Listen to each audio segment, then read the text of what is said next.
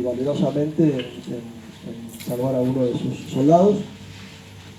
Y después de la actividad privada también trabajó en la ciudad de Buenos Aires, persiguiendo también algunas mafias, temas de seguridad, y en aduana, que también ha sido altamente reconocido allí.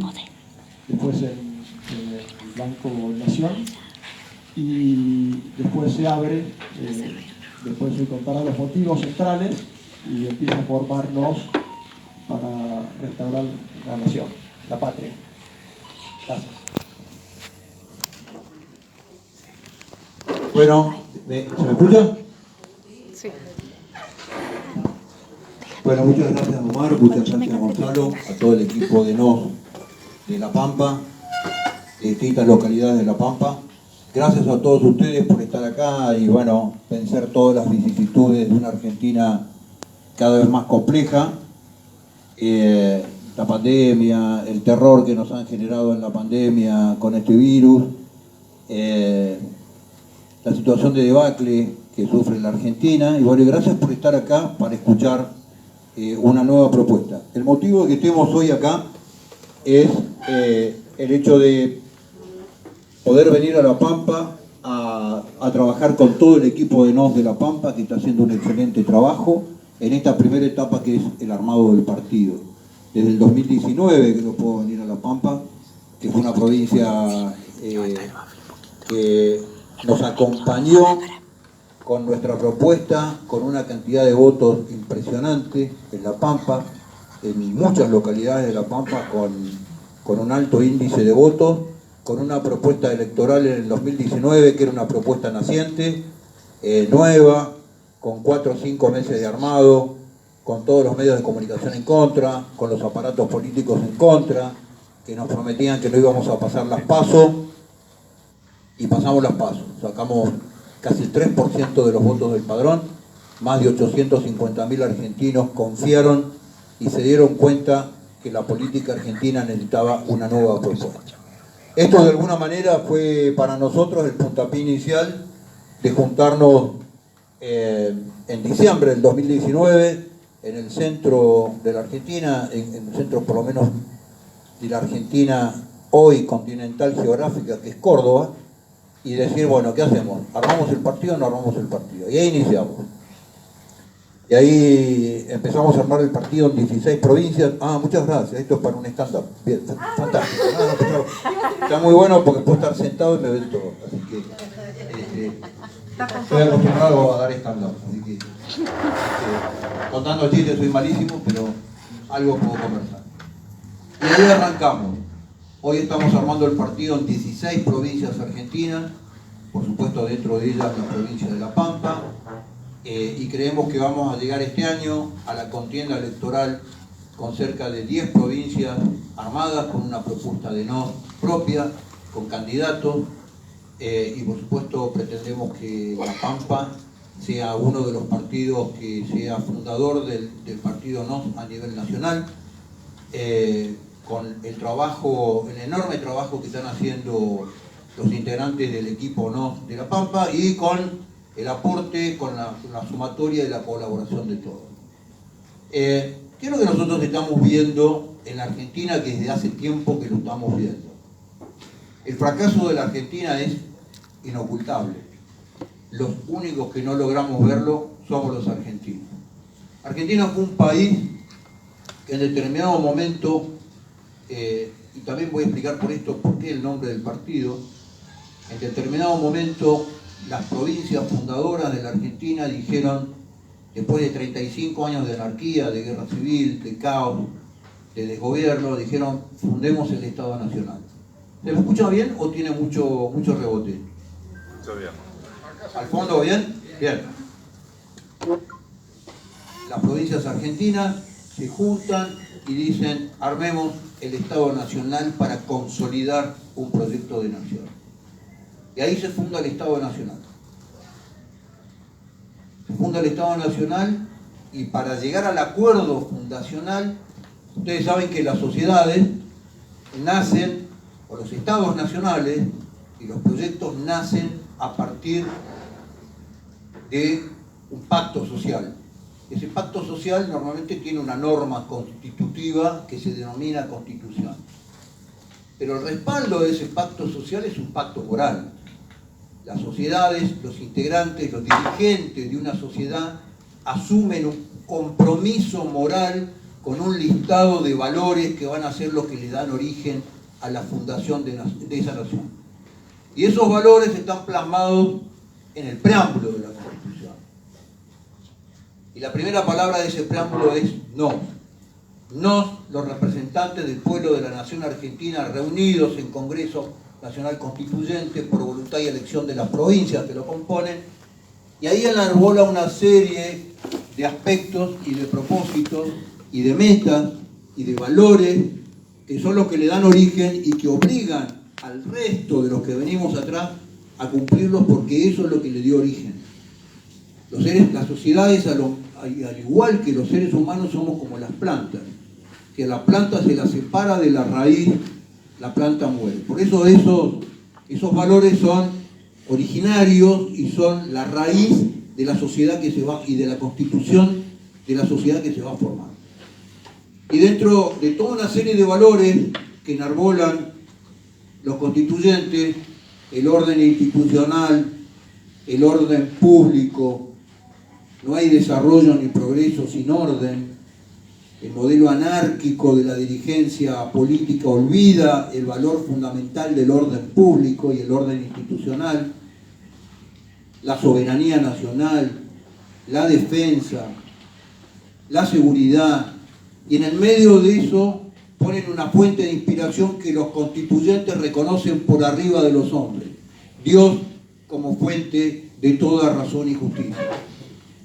Y eso es el origen de la nación argentina. Y eso originó un proyecto de nación y originó una sociedad que sorprendió al mundo, porque en menos de una generación esa sociedad armó un Estado, armó una nación, convocó a 4,5 millones de inmigrantes de una Europa en crisis, en guerra, con hambre, con atraso, y los trajo a cobijarse debajo de la bandera argentina. En una generación, con un proyecto de educación, la Argentina erradicó el analfabetismo, por ejemplo. País único en el mundo que lo logró hacer en una sola generación. Hizo puertos, hizo ferrocarriles, hizo caminos, cuadruplicó la extensión productiva de la Argentina, colocó a Argentina entre las 5, 6, 7 economías más importantes del mundo, y la Argentina era un país que era punto de referencia en el mundo. Esto es la trayectoria y el origen de este proyecto. Por eso también quería explicarles por qué nos llamamos. No, a veces me preguntan cuál es la sigla de no es ninguna sigla. El origen de nuestro nombre tiene que ver con esa primera palabra del preámbulo. Bueno, no voy a explicar todo el derrotero a lo cual hemos llegado, pero la Argentina se encuentra con más de 3 décadas de caos, de anarquía, de desgobierno, de una clase política que ha armado un sistema político que solamente le sirve a los dirigentes, no le sirve al proyecto de nación, no le sirve a la República y no nos sirve a los argentinos. Vamos a hacer una cuenta rápida. Argentina es el único país de Latinoamérica donde los nietos somos más pobres que nuestros abuelos. El único. Países que nosotros mirábamos por arriba del hombro, como Paraguay, como Perú, como Bolivia, como Colombia, los nietos de sus abuelos tienen 3 veces más alto el PBI per cápita que sus abuelos. Nosotros somos la 4ª parte del PBI per cápita que tenían nuestros abuelos. Argentina está llegando al 50% de pobreza. Más del 55% de los argentinos están asistidos por un plan social. El plan social es el fracaso del sistema, no es el éxito del sistema. Cuando hay que salir a ayudar, el Estado tiene que salir a ayudar a una persona, es porque el Estado fracasa, es porque la sociedad ha fracasado. Y cuando el Estado tiene que salir a ayudar con un subsidio a más de la mitad de los habitantes, es porque el sistema político ha fracasado. No hay otro punto de comparación. Y todavía nos sirven vendiendo los planes sociales como si fuera realmente un logro. No sé acá, pero en Buenos Aires hay carteles en la Panamericana que dicen: hemos sumado 9 millones de argentinos a los planes sociales, y lo venden como un éxito. Es como si en un sistema de salud privado, alguien sale a vender un sistema de salud diciéndole, mire, el 55% de las personas que pasan por este sistema de salud terminan en terapia intensiva. Es absurdo. El sistema de salud es bueno cuando la gente no llega a terapia intensiva, porque hace medicina preventiva, cura, protege antes que la persona esté grave. Esta es la situación de hoy en la Argentina. ¿Cuál es el origen de esta situación? No es que en la Argentina tuvimos una guerra y nos invadieron los marcianos. No cayeron 6 bombas atómicas en la Argentina. Lo que pasó fue que tenemos más de 3 décadas de dirigencia nefasta en la Argentina que nos trajo hasta acá. El origen de la destrucción institucional de la Argentina es la política.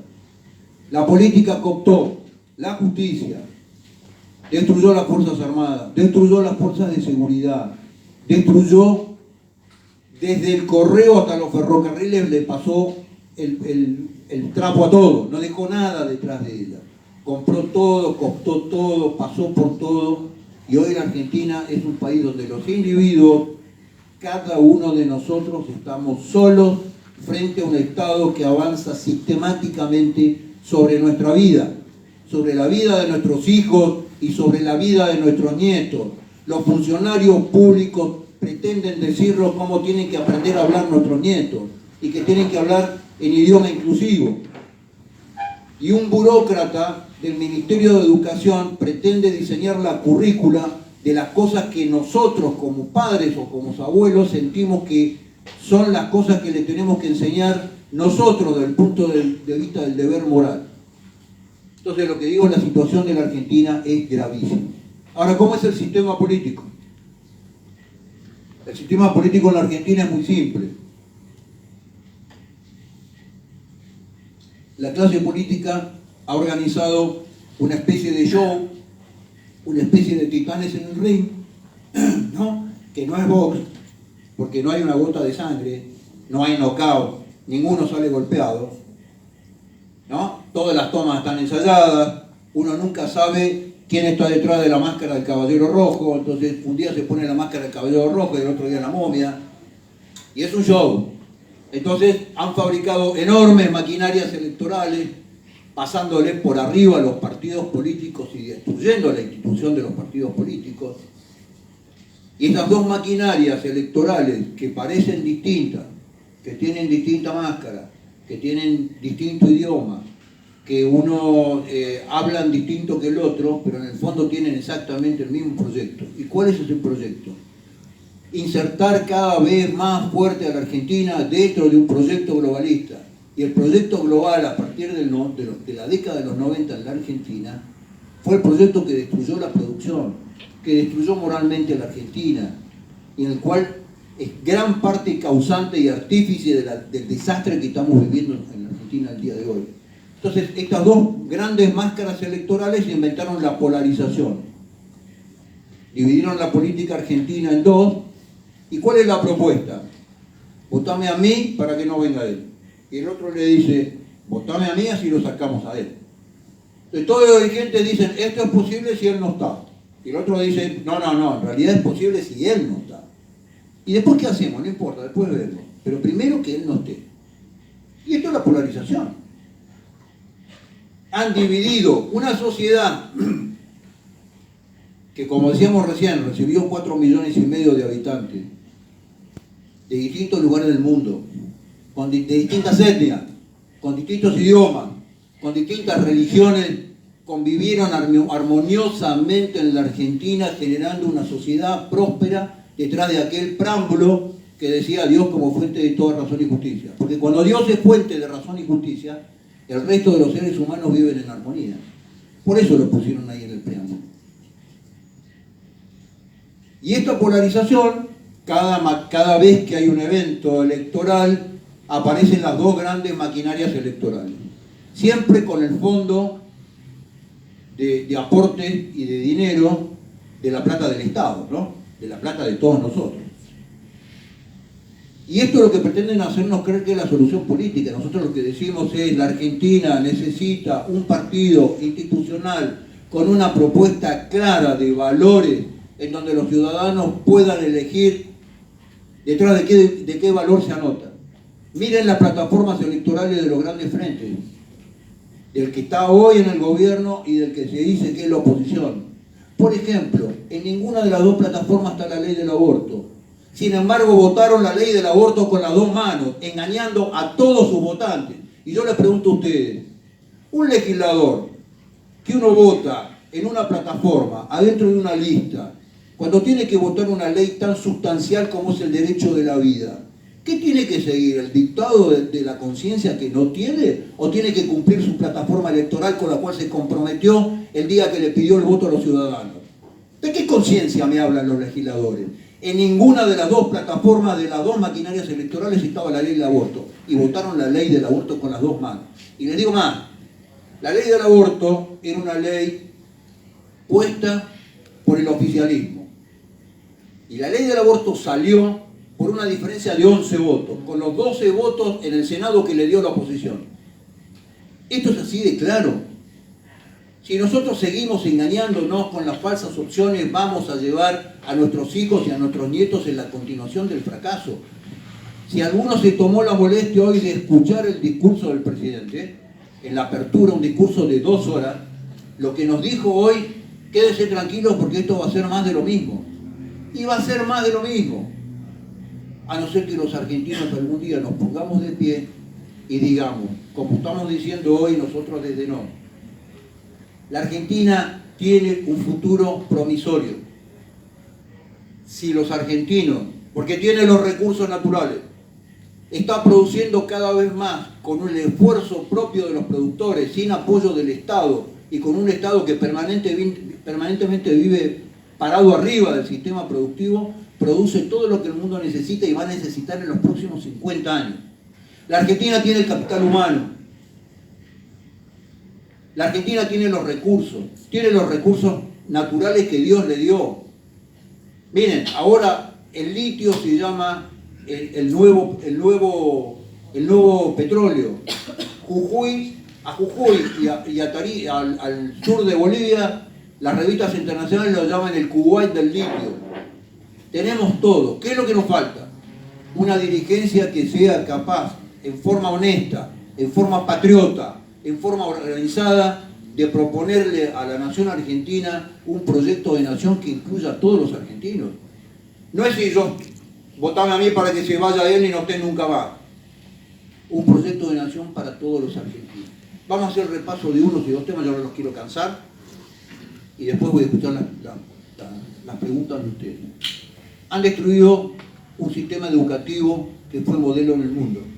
Han destruido un modelo sanitario que en sus orígenes fue modelo en el mundo. El sistema sanitario argentino tuvo 2 premios Nobel.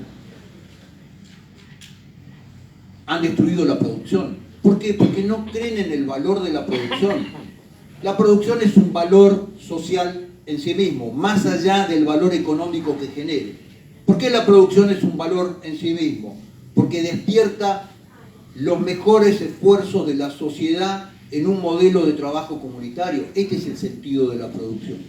Y además de eso es un modelo de acumulación de riqueza adentro de la sociedad. Y es un modelo de acumulación de riqueza que permite la reinversión para las generaciones que vienen. Como no creen en el trabajo, como no creen en la producción, porque generalmente ninguno de ellos ha trabajado hasta llegar a la política y ha vivido de la política sistemáticamente, han destruido un modelo productivo que en la Argentina era modelo. ¿Con qué lo han destruido?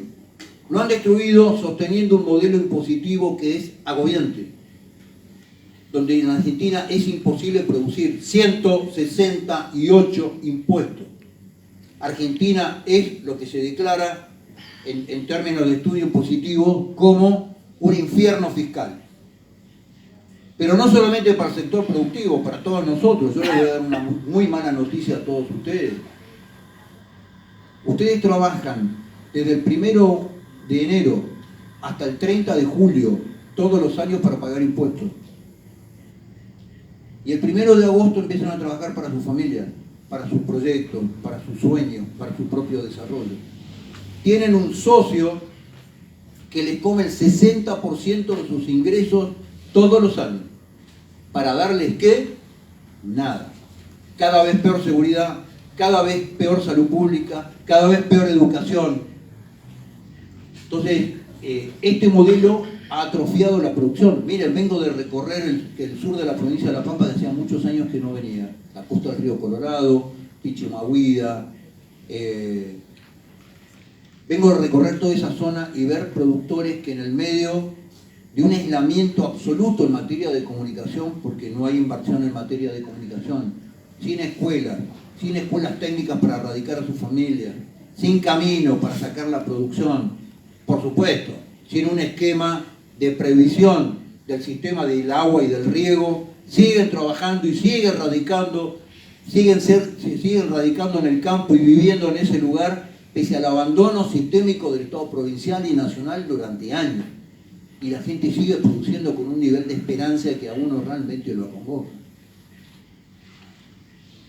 Cuando vemos la situación del proceso de la carne, del análisis político que hace la Argentina del sistema de la producción agropecuaria, es lamentable. Hoy el presidente no habló de las retenciones, ¿sabe por qué? Porque no piensa bajar las retenciones. En algunos rubros productivos, como la soja, en materia de agricultura, el 75% se lo lleva al Estado. 75% se lo lleva al Estado. Se lo llevan funcionarios con sueldos de lujo, con secretarias, con autos, con todo un esquema de gasto que la Argentina hoy no puede sostener. La Argentina va a salir con el ejemplo de los funcionarios, reduciendo el costo de todo su esquema de trabajo. En materia ganadera, hemos asistido durante el verano al show del presidente Fernández amenazando la producción ganadera, que es uno de los temas sustanciales en La Pampa, en toda la producción agrícola de La Pampa, sin entender de qué estaba hablando. Solamente el 30% de la producción de carne de la Argentina se exporta. Entonces, el presidente, ¿qué es lo que dice? La exportación de carne es el producto del aumento de la carne. Y eso es absolutamente mentira. O lo dice de mentiroso porque no entiende el problema. 30% se exporta. Miren, yo les voy a dar un dato concreto porque yo lo viví en la Dirección General de Aduana. Lo que tendría que estar haciendo el presidente es tratar de aumentar primero la cantidad de carne que se exporta y después el valor de la carne que se exporta. Por ejemplo, hablaba del mercado chino el presidente. Entonces el presidente decía que a China se estaba exportando carne congelada. No tiene la menor idea de lo que está diciendo. El valor de la tonelada de carne argentina colocada en China, dato del año pasado, es de valor, en términos de valor, es de $4.500 la tonelada de carne. En la misma carne, o otra carne de mayor calidad, que es lo que le permite exportar a los chinos, los neozelandeses están exportando un valor de $9.000 por tonelada y los norteamericanos de $12.000 por tonelada. Con lo cual, ¿qué es lo que quiere decir esto? En el mercado chino, la Argentina lo único que está pudiendo mandar es cuarto delantero y el resto de la media res para atrás se come en el mercado argentino. Lo que no dice el presidente Fernández es que para que los argentinos podamos comer cada vez más carne o cada vez mejor carne, lo que tiene que aumentar es el salario. Lo que se ha derrumbado en la Argentina es el salario, es el PBI, el ingreso del PBI per cápita por habitante. En materia productiva, han destruido las pymes, sobreviven en la Argentina 675.000 pymes. Desde marzo le vengo pidiendo públicamente, por la prensa, por carta y por las redes al presidente Fernández, una medida de apoyo de productividad a las pymes. Una sola medida. Se lo propuse en el mes de marzo. Digo, mire presidente, 675.000 pymes de la Argentina. Si usted se sienta con las pymes y hace un acuerdo de que por cada 10 empleados que tenga una pyme, esa pyme contrate un plan social, lo degrava inmediatamente de su adelanto de impuestos de las ganancias de este año. Una medida administrativa. No hay que cambiar ninguna ley. Con esa medida aplicada en el mes de marzo, hoy hubiera generado 2 millones de puestos de trabajo nuevos. 2 millones de puestos de trabajo nuevos. Obviamente no entienden el modelo de la producción de la pyme. En La Pampa han arrasado con el viejo modelo productivo de la mediana empresa, que era una mediana empresa próspera. ¿Y cuál es el tema de la pyme? La pyme lo que genera es empleo. porque otra de las cosas que han destruido es el empleo. ¿Por qué destruyen el empleo? Porque lo que han generado con la destrucción del empleo son más de 20 millones de argentinos que son rehenes del sistema político, a través de planes y subsidios que no les alcanza para vivir. Y con rehenes, mis queridos amigos, no hay república. La república es un sistema de hombres y mujeres libres, no de rehenes. Nuestra primera tarea debe ser liberar esos rehenes a través de la generación de empleo. El empleo genera salario, el salario genera consumo, el empleo genera la posibilidad de que cada familia argentina diseñe su propio proyecto de vida, enfrente sus propios desafíos. Han destruido la cultura del trabajo a través de los planes. Argentina se caracterizó históricamente por su cultura del trabajo. Bueno, entonces esas son algunas de las tareas que hay que emprender, pero para eso necesariamente necesitamos armar un partido político. La alianza con las viejas herramientas lo único que sirve es para hacer conglomerados de dirigentes que están peleando sus propios cargos. Es imposible generar la transformación en la Argentina sin un partido político que lleve esa propuesta y que firmemente se pare en una posición que no negocie con el sistema político que nos trajo hasta acá. Esta es un poco una brevísima síntesis, podemos hablar de todos los temas que ustedes quieran hablar, pero no quiero agobiar porque hace calor y me gustaría, sí, sé que el equipo ha establecido una metodología, me gustaría, sí, hablar de los temas que a ustedes más les interesan. Muchísimas gracias. Gracias.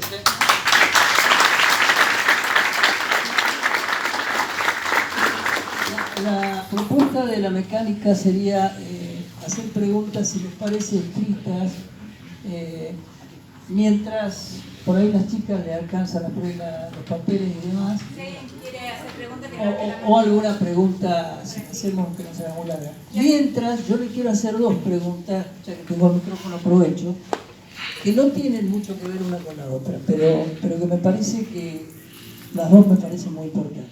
Una de las críticas que se le ha hecho a Nos es que le quita fuerza a una supuesta polarización.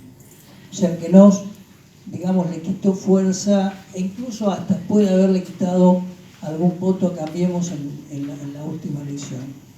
Esa es una. Y la otra pregunta, que no tiene nada que ver con la política y tiene que ver con algo que realmente a mí me emocionó mucho una vez que te lo escuché a vos. Que nos contés la sensación que tenían ustedes cuando estaban en Monte Darwin defendiendo la patria. Porque eso realmente fue fuerte para mí. Pero bueno, ¿no? Va a tener que cambiarte el chip de una a la otra porque no tiene nada que ver. Pero bueno, me gustaría arrancar con esa mientras ustedes quieren escribir y demás. Bueno, arranquemos con la pregunta política. Lo que dicen eso presupone que el sistema de polarización es bueno. Entonces dicen, ¿cómo aparece un loco y se mete acá en el sistema de polarización? Porque el kiosco era nuestro, el negocio es nuestro, y cómo se mete a interferir en este negocio. Con respecto a lo de Cambiemos, con lo cual yo lo que les contesto siempre es, estamos acá gracias al maldito sistema de polarización, ¿no? Hemos llegado al estado de debacle que estamos de la mano de ese sistema, con lo cual lo que hay que romper es ese sistema, y yo vengo a romper ese sistema. Nosotros venimos a romper el esquema de polarización que pone al ciudadano argentino en una falsa opción que al final terminan haciendo exactamente lo mismo, ¿no?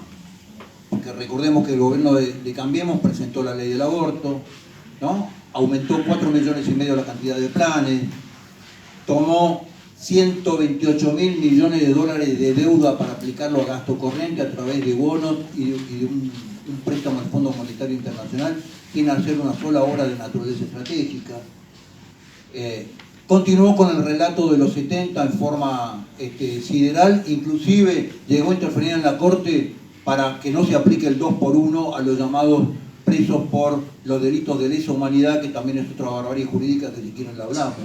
Entonces, cuando a mí me dicen que le sacó voto a Cambiemos, yo lo que le digo es, en definitiva, los votos, el puntaje que teóricamente nosotros le sacamos a Cambiemos, lo único que le hubiera servido es para restar diferencias, porque se comió una paliza por un desgobierno absoluto, primero. Y después, que en el análisis del voto que hizo Cambiemos después de las PASO, lo que se dio cuenta era que en el voto de no era un 40% de votos que en la elección anterior había votado el justicialismo, un 25% de jóvenes que habían votado por primera vez, 3% del voto de Cambiemos, y el resto era gente que en la elección anterior no había votado porque no quería ninguna de las opciones. Con lo cual, lo que hemos hecho realmente es traer gente de vuelta al sistema político con una propuesta de esperanza y con una propuesta de realmente confiar en una propuesta de la política. Con respecto a lo segundo, podría hablar toda la noche y sé que no es la finalidad. Obviamente que estoy sumamente orgulloso de ser veterano de guerra y haber defendido a la nación argentina en la guerra de Malvinas. Cuento acá en el equipo con varios hermanos de la guerra, a los cuales hemos mantenido una amistad profunda durante mucho tiempo, desde las viejas y queridas trincheras hasta este momento. Y lo que nosotros sentíamos en Malvinas era bastante simple, ¿no? Siempre me preguntan por qué un soldado es capaz de dar la vida en una guerra, digamos, ¿no? ¿Por qué es capaz de exponerse? Uno en la guerra no solamente pone en juego su vida, porque la vida al final es un designio de Dios, ¿no? Uno después de la guerra no se explica cómo se salvó fulano y por qué murió mengano.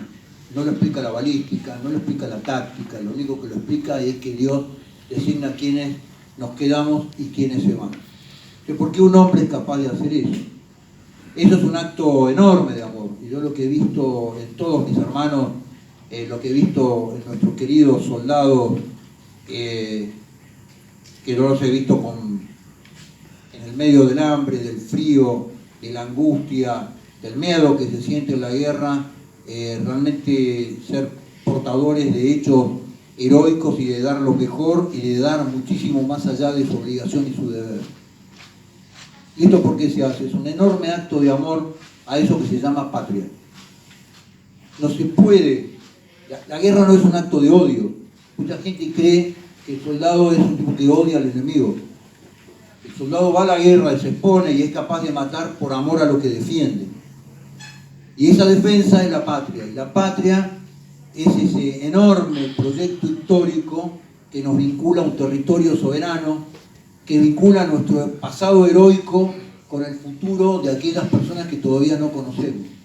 El soldado es capaz de morir por alguien que no conoce, que está en el territorio, y es alguien capaz de morir por alguien que todavía no nació. Y eso es el sentido de la patria. Y eso es lo único que lo alienta a uno de la guerra, a pasar todas las penurias de la guerra y a exponerse en beneficio de ese proyecto que se llama patria.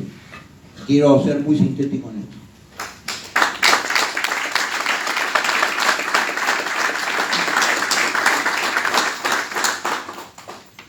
En cuanto a esto de la guerra de Malvinas, esta pregunta la hicieron en cuanto llegaron. ¿Usted cree en el proceso de desmalvinización? ¿Qué piensa de la comprensión de los veteranos de guerra de Malvinas reconocidos hacia los no reconocidos, desplazados por el decreto 509 del 88, discriminatorio, sesgador e inconstitucional, que contradice la ley 23.109? Esta sería la pregunta, porque bueno, pues hay una conclusión de quién hizo la pregunta. Muy larga la pregunta, va a ser muy corta mi respuesta. La desmalvinización, no es que si yo creo o no creo, fue una evidencia declarada, digamos. No hacen falta pruebas, hacen falta los discursos del 82, del 83, del 84, del 85, para entender que la desmalvinización fue la orden recibida del exterior de sacar Malvinas de la cabeza de los argentinos. Esto se inicia en el mes de julio de 1982 y sigue durante toda la posguerra. Recordemos que el candidato presidencial que gana 1983 en su discurso final dice: Malvinas, que querían que fuera el carro triunfal de la nación argentina, terminó siendo el carro atmosférico de la nación argentina. ¿Por qué? Porque tenían una orden, tenían un mandato de borrar a Malvinas y la gesta de Malvinas, nuestros muertos, nuestros heridos, nuestros mutilados de la cabeza de los argentinos. Y esto era una orden. Yo estaba en ese momento en actividad en el ejército y nosotros teníamos prohibido hablar de Malvinas, prohibido hablar públicamente de Malvinas. Y aquellos que hablábamos públicamente de Malvinas, sistemáticamente fuimos llamados al orden por el sistema. Porque Malvinas era una cosa que tenía que ser sacada de la cabeza de los argentinos. Y ocurrió el efecto contrario, como pasa siempre, porque la realidad es un resorte. Cuanto uno más comprime la realidad, en algún momento dado salta como un resorte y le pegan la cabeza. Quisieron sacar Malvinas de la cabeza de los argentinos y lo único que hicieron fue instalar Malvinas en el corazón de los argentinos. Yo recorro la Argentina y el pueblo más humilde, el pueblo más recóndito de la Argentina, en el medio del pueblo, feo, grande, chico, o mediano o pequeño, hay un monumento y hay un recordatorio a la gesta de Malvinas y a los muertos de Malvinas. Y yo recorro el país y los que me atacan, me vienen y me preguntan del tema de las Malvinas son los jóvenes, porque el proceso de malvinización creó un relato falso, ideológico, sesgado, perverso sobre lo ocurrido en Malvinas, que después se volcó en las escuelas, en la currícula, como hacen siempre. Entonces todos los chicos que crecieron escuchando la historia negra de Malvinas, cuando crecieron empezaron a leer, y empezaron a leer a los ingleses, y empezaron a leer a los autores argentinos, y se empezaron a dar cuenta que la historia de Malvinas no era como se la habían contado. Y hoy son los que tienen más apetito en las redes, a mí me vuelve loco en las redes los chicos, con el tema de búsqueda de información sobre el tema de Malvinas. Con lo cual, ese es el tema de la desmalvinización. La política argentina, todos los gobiernos, algunos con más años, otros con menos años, algunos con más arte y otros con menos arte, en este arte de dividir la sociedad, lo que han generado es la división adentro de todo, han polarizado para poder gobernar todos los ámbitos de la sociedad. Entonces, alguna vez, alguien de la política activó la pelea entre los veteranos y los movilizados. Yo soy veterano de guerra y lo que les digo es, yo tengo un altísimo respeto para todos aquellos ciudadanos movilizados en el año 82, que como yo le digo a mis soldados y a todos los veteranos, en cualquier orden podrían haber estado del otro lado de la fila combatiendo con nosotros, y que son argentinos, y que tuvieron toda la predisposición para combatir con nosotros en Malvinas, y bueno, producto de una orden de alguien fueron o no fuimos. Yo fui junto con toda mi fracción a Malvinas porque alguien ordenó que vaya. No fue porque dije, no, mire, yo quiero ir. Hubo millones de argentinos que dijeron yo quiero ir y no pudieron ir. Con lo cual lo que ha hecho la política es generar esa contradicción, esa guerra entre veteranos y movilizados. Los movilizados de todas las guerras de la Argentina, las del 78, los de Tucumán, los de Malvinas, deben ser reconocidos como ciudadanos que estuvieron a punto de entrar y estuvieron dispuestos a entrar en combate y a entrar en defensa de la soberanía nacional. Y debe dársele el reconocimiento que se le da a la gente que se moviliza en todas las guerras. Esto no quiere decir que hay que transformarlos en veteranos de guerra, eso es otra cuestión. Pero lo que estamos discutiendo acá, cuál es la naturaleza del reconocimiento. Pero no que tengan que tener un reconocimiento. Tienen que tener la distinción de haber estado en unidades que estuvieron prontas y listas para cruzar a Malvinas o que estuvieron defendiendo el territorio nacional.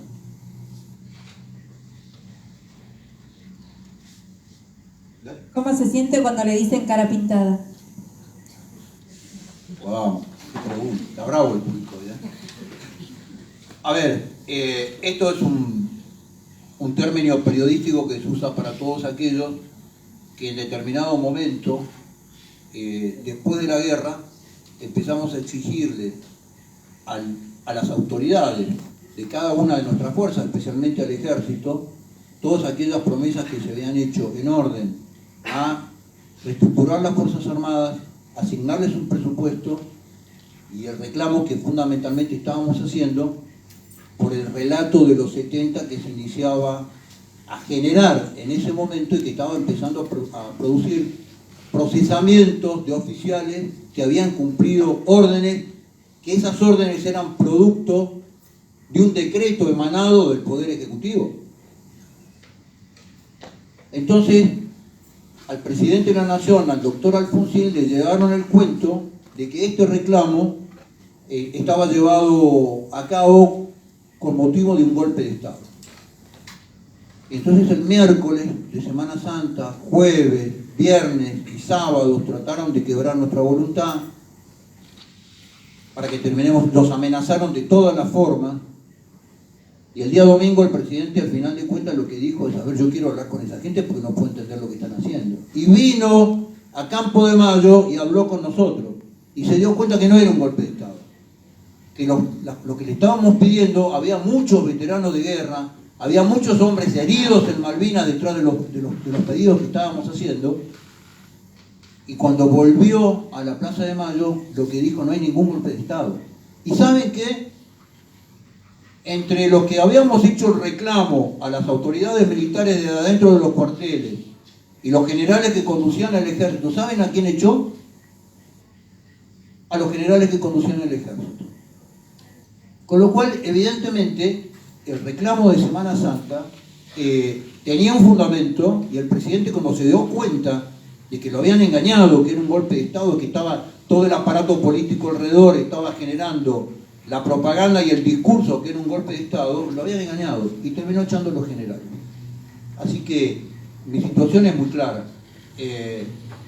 Y creo que en ese momento nosotros lo que logramos con este planteo claro es que la sociedad conozca y la política conozca qué era lo que estábamos pensando, y se evitó el procesamiento de muchísima gente que hubiera sido injustamente procesada, y que después, con el pacto Kirchner-Berbisky, cuando el relato se instaló como política de Estado y en forma antijurídica empezaron los juicios que se llaman de lesa humanidad, hoy tenemos 2.100 personas, soldados que en su momento obraron por orden de un decreto firmado por un presidente constitucional, dos presidentes constitucionales, fueron a la guerra y combatieron una agresión armada desde Cuba que estaba sufriendo la Argentina, hoy están procesados. ¿Y saben qué? Más de 350 murieron en prisión sin haber tenido juicio, murieron en prisión preventiva, vulnerando todas las normas del derecho penal de la Argentina.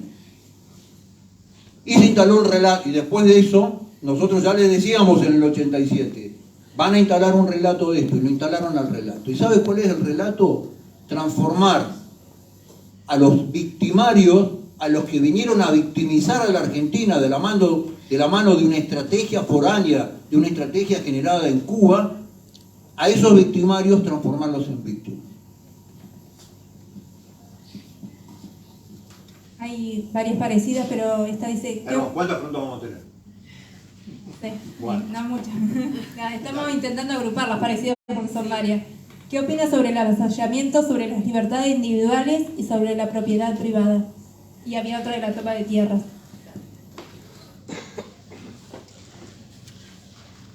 Obviamente, el sistema... Muchos me hablan, y yo sé que hay una fuerza política que para hacer política siempre nos mete el cuco de esto va a terminar en Cuba, estos vienen a ser el modelo del gobierno cubano, entonces hay que terminar con este gobierno. Yo quiero decirles cuál es mi opinión para clarificar el tema. Los que hablan de eso no entienden qué es lo que está pasando. Este modelo de gobierno socialista que nosotros estamos sufriendo desde hace décadas, no solamente de la mano de Alberto Fernández, desde hace décadas, y que nadie se atreve a cambiar, es un típico modelo del socialismo del siglo XXI. El socialismo del siglo XIX, el socialismo del siglo XX, de la mano de Marx, ¿qué es lo que decía? El proletariado debe ir por los medios de producción y el Estado debe quedarse con los medios de producción. Esto fue el origen de la revolución socialista y del pensamiento socialista en el mundo. Claro, con el derrumbe, la caída y el fracaso de la Unión Soviética, lo que se dieron cuenta es que los medios de producción de mano del Estado lo que no dan es darle de comer a la gente, ¿no? Fíjense en Cuba. En Cuba los cubanos todavía andan con modelos de autos del año 1954. Ahí está. Los tienen que volver a hacer andar porque no tienen, ni pueden comprar, ni pueden importar, ni pueden producir otro tipo de autos que no sean los autos americanos recauchutados del año 54, 55, 56. Entonces ese modelo, que demostró ser un fracaso en el mundo, de la mano de muchos pensadores, arranca Gramsci con ese modelo, que también se dan cuenta que los proletarios no quieren hacerse cargo de los medios de producción, que los proletarios lo que quieren es discutir su salario, discutir sus beneficios, discutir sus vacaciones, generan otro modelo de socialismo, el socialismo del siglo XXI. ¿Cómo es este modelo de socialismo? Este modelo de socialismo es claro. Yo no quiero los medios de producción. Los medios de producción son tuyos, pero yo quiero tu renta. Trabajá vos, producís vos, pero dame mi renta, dame toda tu renta a mí que yo la voy a administrar. Este es el modelo en el cual estamos. Obviamente que en el medio de eso tienen grupúsculos violentos y que son de ideología violenta y los tienen adentro en una forma de contención, que obviamente no reconocen la propiedad privada. Ahora, en la Argentina es imposible pensar en la producción sin propiedad privada, porque el sistema productivo tiene que ver con la propiedad privada. Y lo que hemos visto sistemáticamente son integrantes, inclusive del gobierno, y alentados por el gobierno en la toma de tierra, en la ocupación ilegal del espacio público en horas que el espacio público debe ser público. Y a todo ese nivel de violencia, la ministra de Seguridad, en un enunciado que en forma jurídica significa un disparate, lo justifica a través de la necesidad. Entonces dice, bueno, toman tierra porque la necesitan. Lo mismo que decía, bueno, robo un banco porque lo necesito. Mato a una persona y bueno, yo necesito hacerlo. Entonces, el fundamento de la base de la sociedad, del sistema jurídico, es el cumplimiento de las leyes independientemente del estado de necesidad de cada persona. Es obvio que si una persona, y está inscrito en el derecho penal, una persona roba, sustrae alimentos y queda demostrado que es para darle a sus hijos que no tienen para comer, no es que no sea un delito. El Código Penal dice se puede librar la pena de eso, pero no quiere decir que no sea un delito. La toma de tierras es un delito, en lo cual este gobierno es absolutamente cómplice, a través de dos vertientes. Primero, de lo que se llaman organizaciones sociales que no son organizaciones sociales, son organizaciones paraestatales.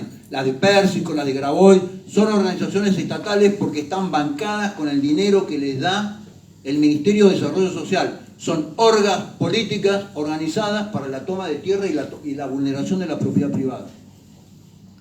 Ni que hablar de todo el fenómeno de los mapuches autopercibidos, que dice también es otro fenómeno, nos están introduciendo en la Argentina un conflicto étnico que no existe.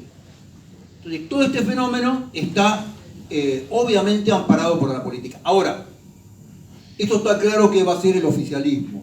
Seguir coqueteando con estas orgas y seguirle dando espacio para que sigan haciendo lo mismo. La pregunta es qué va a hacer la oposición.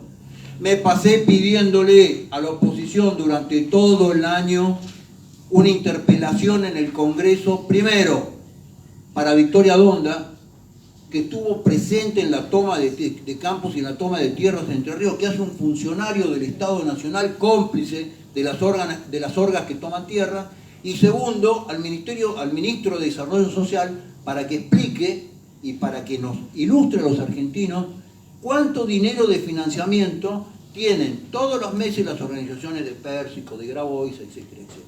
Por supuesto que no logré que la oposición lo haga. ¿Saben por qué? Porque lo que va a decir el ministro de Desarrollo Social, que el sistema de pago a las organizaciones paraestatales de piqueteros la empezó el gobierno de Cambiemos. Yo esto lo denuncié en el debate presidencial 15 días antes del debate en Santa Fe. Yo lo denuncié y lo dije en el debate, vayan a buscar el debate. El gobierno había liquidado 600 millones de dólares para las 3 organizaciones paraestatales. ¿Me faltó decir algo? Bien. Hay varias preguntas, pero no podemos cansarlos tanto. Y hay varias... tenemos algunas preguntas que sean más temáticas. Sí, hay varias que ¿Te un poco de agua? más o menos están. En cuanto a las próximas elecciones, si cree que son necesarias las PASO, porque sí o porque no, y si la ley de aborto es inconstitucional, ¿cómo se puede derogar? Están haciendo un lindo combo ustedes, ¿no? A ver, las PASO. Las PASO fueron creadas como un modelo de obligar a todas las fuerzas políticas a que diriman en forma democrática sus propias internas. Raro, ¿no? Porque en lugar de que obligarlo al partido que haga una elección, las elecciones para la interna se las organiza el Estado. El Estado les paga para que hagan su interna. Rarísimo. Pero ya me dicen la intención por haber estado buena. Ahora nunca, desde la instalación de las PASO, ninguna candidatura se definió en las PASO. ¿Saben por qué? Díganme por qué. Porque todas las fuerzas políticas llegan arreglados al momento de la PASO y hay un solo candidato. Entonces la pregunta es ¿para qué hacemos las PASO? Primero. Ahora ustedes me dicen, en una elección de ejecutivo nacional, de ejecutivo provincial y ejecutivo municipal, bueno, puede darse la oportunidad de que haya dos listas. En el 2019 yo tuve en algunas provincias, para determinadas candidaturas, tuve 3 y 4 listas. Y las dirimieron en las PASO.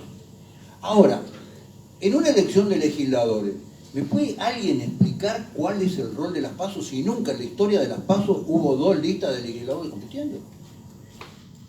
A eso sumado el gasto que generan las PASO. Hay provincias, no quiero opinar de La Pampa porque no tengo información certera. La provincia de Tucumán tiene 178 partidos provinciales. 178. ¿Saben de qué viven esos partidos provinciales? De la plata de las boletas de las PASO. ¿Por qué? Porque le pagan para emitir un padrón de boletas y emiten 100 boletas. Y van a sí, claro, en una elección le va mal, no hay problema, en la otra elección tratan de meterse adentro de un frente y logran el 2% y siguen sobreviviendo. Es decir, todo este modelo ha generado un sistema tan perverso adentro del sistema de los partidos políticos que el ciudadano a veces no entiende qué es lo que pasa detrás del escenario de la política. Entonces, teniendo en cuenta el gasto que generan, teniendo en cuenta lo inservible que son para la definición realmente de los procesos internos de las fuerzas políticas, y sumado al gravísimo problema de salud que tenemos en la Argentina, yo creo que las PASO son absolutamente innecesarias. La otra Lo de la ley del aborto. ¿Qué más puedo decir de la ley de aborto que yo no haya dicho públicamente? Nosotros, obviamente, en 10 provincias argentinas nos presentó una demanda de inconstitucionalidad de la ley del aborto por dos grados. Uno, la inconstitucionalidad violentando la Constitución Nacional, y lo segundo, porque vulnera la Constitución de más de 15 provincias argentinas que claramente en el texto tienen no solamente la defensa de la vida, sino la obligación de los funcionarios públicos de la defensa de la vida. ¿Eso cómo se puede derogar? Bueno, nosotros desde el mes de marzo de este año hemos iniciado con una iniciativa popular que va a ser proyecto de ley cuando los diputados de No entren en el Congreso. Hoy está puesto en una página que les pido que entren para que lo puedan leer y lo puedan analizar, www.firmanos.com.ar www.firmanos.com.ar. ¿En qué consiste este proyecto de ley que vamos a llevar al aborto? Hoy está para que ustedes puedan sumar sus firmas. Ya tiene cerca de 250.000 firmas. Yo quiero entrar al Congreso con esa ley, con más de 1 millón de argentinos que la aprueben, porque va a ser un modo de presión también de obligar a que se trate la ley. ¿En qué consiste nuestro proyecto? Nuestro proyecto es sencillo. Queremos erradicar toda práctica abortiva en la República Argentina. La ILE, la ley del aborto, obviamente el misoprostol regalado como caramelo a las adolescentes en los centros de salud reproductiva. ¿Y qué es lo que decimos? El conflicto de determinadas mujeres o determinadas menores con su situación de embarazo por abuso o por violación la solución no es el aborto. Ya hay un fallo en la provincia de Corrientes del año 2019, la solución es la adopción prenatal. La solución es ayudar a esa niña que ha tenido una situación traumática, o a esa mujer que ha tenido una situación traumática, ayudarla a cumplir su primer deber, que es no matar al bebé, ayudarlo a que lo tenga y generar todo el proceso de adopción durante la gestación, y el día que nace ese bebé tiene los padres que han decidido criarlo para toda la vida y ayudarlo a ese bebé y criarlo como un hijo. Y esa es la solución. Decía la Madre Teresa de Calcuta: miren, si no los quieren a los bebés, no los maten, démenlos a mí, yo los voy a criar. Entonces lo que decimos es, la política nos ha instalado este tema de la defensa de la mujer abusada o violada, y que la solución le han inventado y le han machacado con la cabeza que la solución a su problema es matar al chico. La solución a su problema es generar un modelo de adopción prenatal que le solucione a la madre el hecho de una madre que no es que quiera matar al chico, no quiere tenerlo. Entonces se lo da en proceso de adopción a una familia que tiene vocación, que no ha podido tener un hijo y que tiene vocación de crear un hijo. Y ese es el modelo que nosotros estamos preparando, y ese es el modelo del proyecto de ley que nosotros vamos a llevar al Congreso. ¿Cómo salimos del clientelismo político? Bueno, es lo que acabo de hablar cuando hablé de los 20 millones de rehenes, es eso. El modelo de generar una persona que es esclava del sistema a través de una dádiva. Eso se soluciona con empleo. Producción, empleo, trabajo, salario. Ese es el ciclo virtuoso. No hay otro ciclo. No hay otro ciclo, no hay otra forma. Y dice, ¿cómo vamos a hacer? Generemos empleo. Yo les puedo asegurar, yo camino a la República Argentina, así como estoy acá, yo camino toda la República Argentina, y camino todo el conurbano bonaerense, donde están acumulados más del 70% de los planes de la Argentina. Y la gente que hoy, y muchas veces hay como todo un discurso político de criminalizar al que cobra el plan, ¿no? Y en realidad, como decían los viejos paisanos, la culpa no es del chancho, sino el que le da de comer. La culpa de esa persona que está arrumbada en un lugar que le obligaron a usurpar, viviendo abajo de chapas, cobrando un plan con el cual ni siquiera subsiste, el responsable de eso es la política que lo llevó ahí. Y muchas de esas personas lo que dicen es: yo en este sistema, primero, nunca voy a poder desarrollarme, pero además dentro de este sistema mis hijos no van a tener un futuro y mis nietos tampoco. Y frente a la opción de trabajo, millones de argentinos van a optar por la opción de trabajo. Esto yo se los aseguro. ¿Qué modelo aplicaría en seguridad? ¿Perdón? ¿Qué modelo aplicaría en seguridad?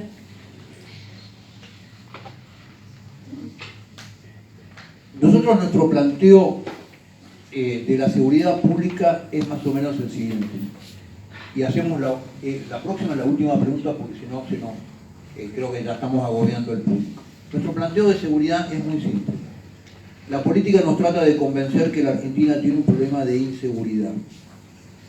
Y yo lo que digo, inseguros son los países que tienen tsunami, que tienen terremotos, que tienen maremotos. La Argentina no es un país inseguro. La Argentina es un país donde la política nos obligó a convivir con el delito. Porque el delito, en algún lugar, siempre termina siendo socio de la política. Desde la barra brava hasta el negocio del narcotráfico. Todo ese arco tiene un nivel de permisividad y un nivel de permeabilidad absoluto con la política. La política en los últimos 40 años desarmó vergonzosamente a los ciudadanos y armó el delito. Esto es una evidencia. Entonces lo que nosotros decimos es que el sistema de seguridad empieza por un sentido básico que hay que desarrollar en el ciudadano y en la familia de autoprotección.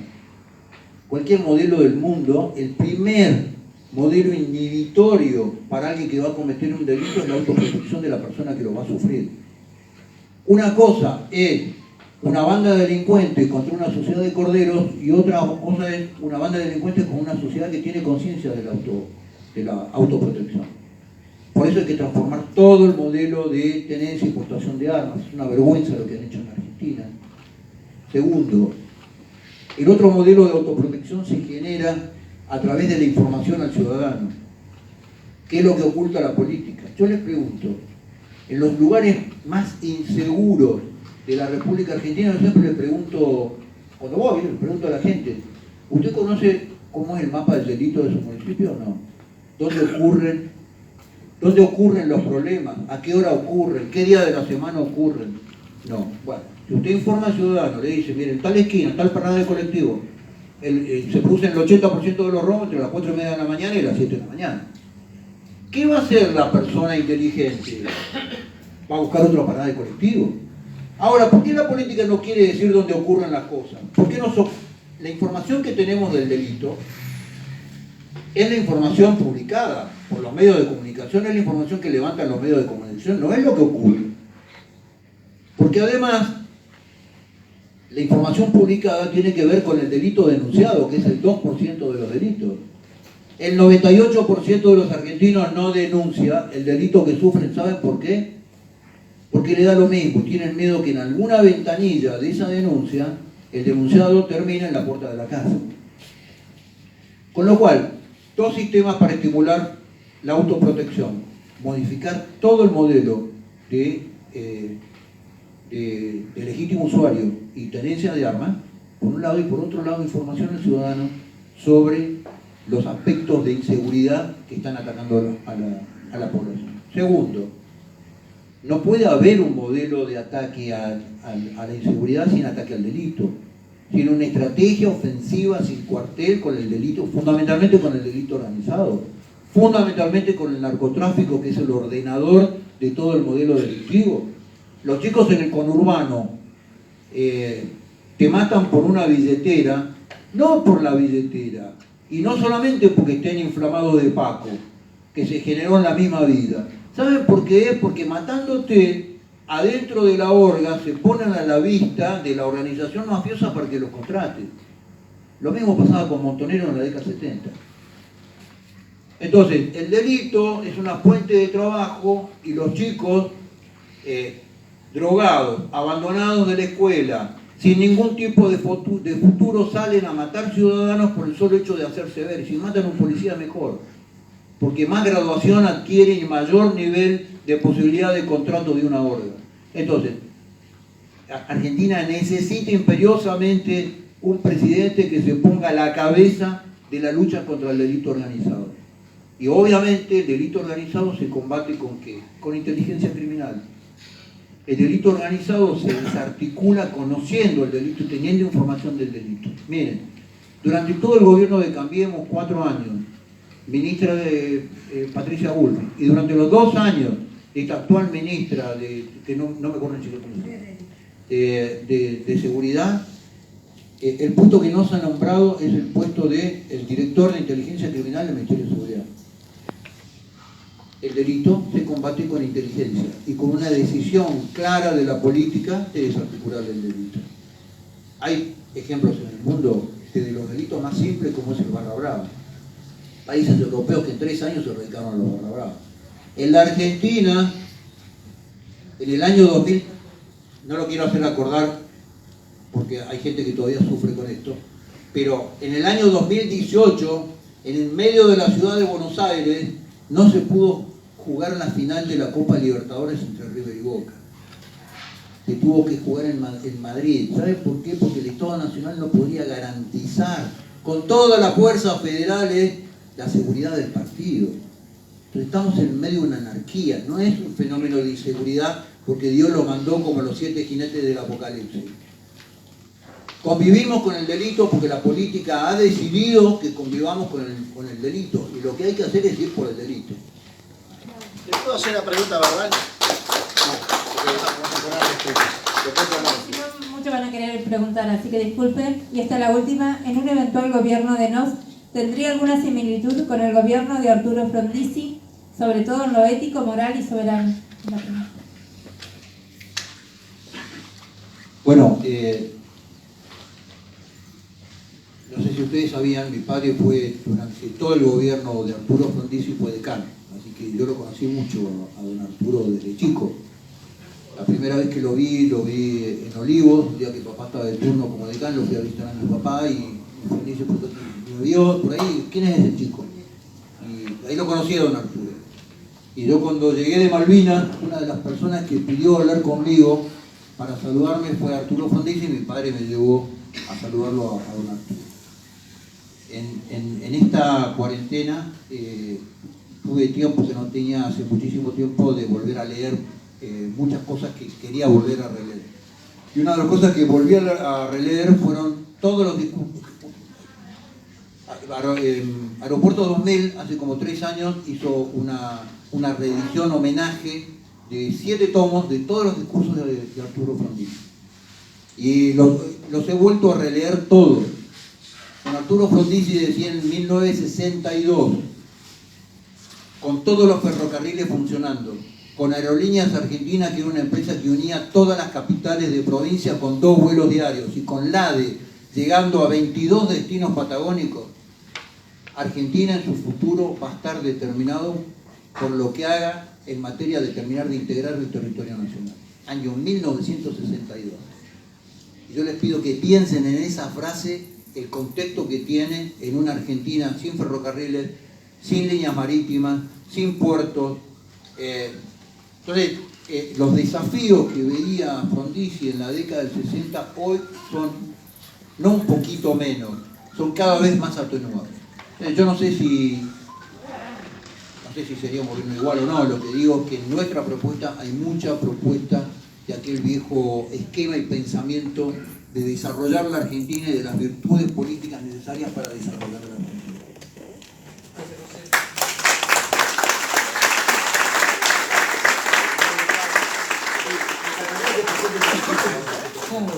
Dos cosas, vamos a presentar el equipo de NOS en La Pampa y les comento, al fondo hay algunos sándwiches y demás, están a disposición de ustedes, las bebidas sí, si quieren tomar algo que hay que comprarlas en el buffet. Bueno, pero solo vamos a dejar a Gonzalo esta parte, como corresponde vamos repartiendo por no aburrir. Bueno, presentes, algunos faltaron por estar lejos. Más fuerte, Gonzalo. Pero Sebastián García, Intendente Alvear, Isabel García, Santa Rosa, Alejandra Casajús, también Roy, Henry, Ricardo Ciuti de Carrillo, Omar Caire, acá teníamos a María Chanquía, que está Juan su marido, que no pudo venir porque está con tema de salud. Pico tenemos a Martín Butelar, Santiago de Boto y Eduardo Davis. Así que bueno. Están tímidos, se quedan al fondo, no lo conozcan, vengan acá, vengan Juan, 2 veteranos de guerra, vengan acá. 3. Bueno, muchas gracias. No, pero ellos no querían venir, por eso los quiero que vengan.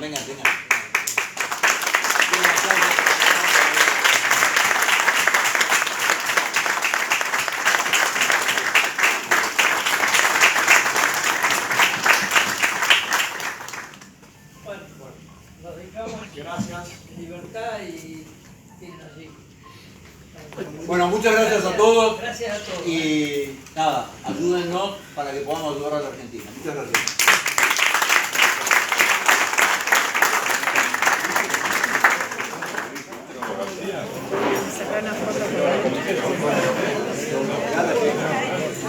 Esa, me saca una... ¿Verdad que hay que grabarlo? Finalizar.